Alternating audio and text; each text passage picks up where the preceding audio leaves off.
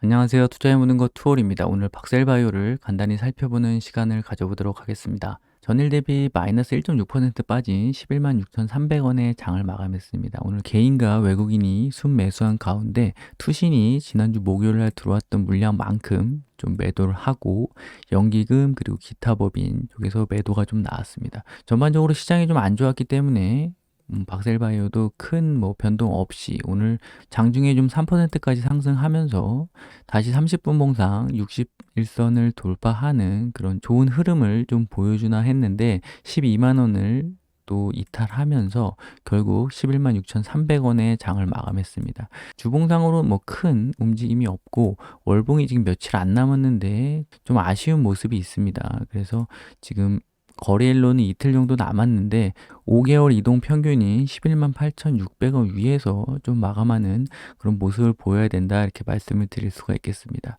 이 주식 매수 선택권 행사에 관한 좀 우려를 나타내는 분들이 계신데 결국엔 이게 상장 전부터 뭐 된 부분이거든요. 그래서 사업 보고서를 보시면은 작년 12월 결산 사업 보고서를 보시면 결국에는 임원의 보수 이 부분을 보시면은 어, 주식 매수 선택권의 부여 및 행사 현황을 보시면 3월 27일부터 행사할 수 있기 때문에 그 기간이 되자마자 좀 나온 부분이고 이 부분은 어쩔 수가 없는 부분 같아요. 이 3만 주, 5만 주 엄청 커 보이긴 하지만 이때 당시에 뭐 상장하기 전에 어느 정도 뭐 스톡 옵션이나 인센티브 개념으로 받은 부분이기 때문에 1%밖에 안 되거든요. 그래서 아주 자세히 공시가 나왔는데 17만 7천 주 3,375원. 그래서 이게 무상증자를 했고 지금 그때 당시에 처음에 액면가가 5,000원에서 500원으로 되면서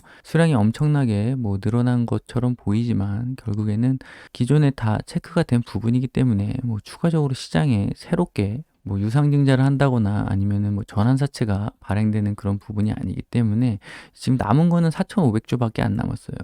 그래서 이 부분이 대부분 다 출회가 됐고, 그래서 결국에는 이 직원이나 뭐 이런 분들, 바이오 관련해서 옛날에 SK 바이오팜 상장할 때도 뭐 직원들이 1인당 몇십억씩 받았다. 그래서 이 어떤 보호예수 물량, 그러니까 직원인 상태에서 물량을 정리하려면 어느 정도 기간이 필요하기 때문에 뭐 퇴사를 하네 어쩌네 이런 뉴스들이 있었죠. 그래서 이 바이오 주식, 특히 신생 사업하는 주식 같은 경우에는 이런 물량들이 당연히 시장에 나올 수 있고 이건 개인의 선택이기 때문에 지금 3,600원 정도의 이 스탁옵션 5만 주를 받았다고 하면은 내부적인 그런 가치를 모르는 사람들 같은 경우에는 바로 오늘부터 막 시장에 던졌을 것 같은데 또 모르죠.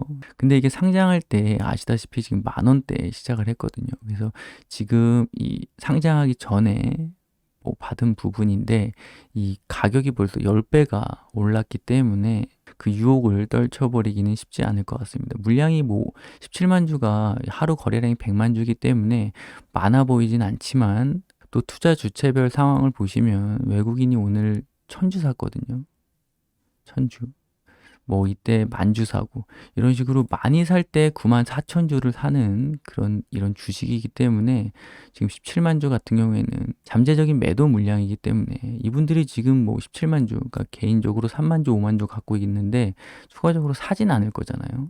언제 팔지 그것만 노리기 때문에 어쨌든 주가에 부담이 될 수 있는 부분이다. 하지만 이 큰 틀에서 이 주가를 움직일 만한 그런 물량은 아니다. 이렇게 말씀을 드릴 수가 있고 지금 이 21선을 조만간 깰 수도 있고 다시 좀 지지받고 올라갈 수도 있는데 최근에 이 박셀바이오 흐름을 좀 보니까 제가 전반적으로 계속 설명드렸던 그러니까 일반적으로 단기적으로 접근하고 매일매일 주식을 보고 그리고 어떤 빠른 손절매 그리고 시세가 날 때 빠르게 탈 수 있는 그런 분들 같은 경우에는 21선이 깨질 때 좀 물량을 줄이고 추가적으로 매수하고 이런 부분을 말씀을 드렸는데 제가 요새 그 러시아 관련해서 이수 앱시스라는 종목 오늘 상한가 갔죠. 이 종목도 분석하는 영상을 올릴 건데 이런 종목 제가 이 종목을 한번 시세가 나왔을 때 말씀을 드렸어요. 이거 완전히 좀 러시아로 한탕 해먹고 나가는 그런 종목이기 때문에 접근하지 말아야 된다. 그리고 물리셨으면 빠른 탈출을 좀 해야 된다. 이런 말씀을 드렸는데 결국 이 20일 이평선을 한번 두껍게 놓고 보면은 만약에 내가 이 종목을 투자해서 물렸습니다. 그래서 빠졌어요. 그리고 뭐 이 이수앱시스 같은 경우에는 지금 보면 거의 대반등이 많이 나왔기 때문에 뭐 이쪽에서 물린 분들이 가격대가 좀 있다고 생각이 듭니다. 근데 21선을 깨진 물량을 줄여야 된다.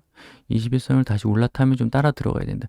이런 식으로 이 21선을 사이에 두고 하루하루 등락이 굉장히 좀 이렇게 좀 방향성을 잃고 움직이는 종목들 같은 경우에는 제가 말씀드리는 그런 전략으로 했을 때 계속 손절만 나가고 계속 엇박자만 날 수가 있거든요. 그래서 이렇게 한번 오늘같이 뉴스가 나서 빵 터질 때 따라 들어가지도 못하고 결국 이 앞부분에서 사고팔고 하다가 손실만 더 커지고 그냥 가만히 있었으면 먹는 이런 상황이 될 수가 있어요. 그래서 이 박셀바이오도 그런 식으로 좀 대응을 하면은 결국 좀 손해가 많이 여기저기서 발생할 수 있겠다. 잔 거래로 인해서. 그래서 이 21선을 사이에 두고 지금 박셀바이오는 추가적인 호재가 계속 남아있는 종목이기 때문에 이 박스권 흐름에서 아래쪽으로 갈 때 물량을 줄이고 다시 좀 아래쪽에서 반등할 때 사고 이런 식의 대응보다는 그냥 장기적으로 좀 끌고 가시는 그런 전략이 나을 것 같아요. 제가 어느 정도 저는 업계에 지금 13년 넘게 있었고 완전 스캘퍼부터 좀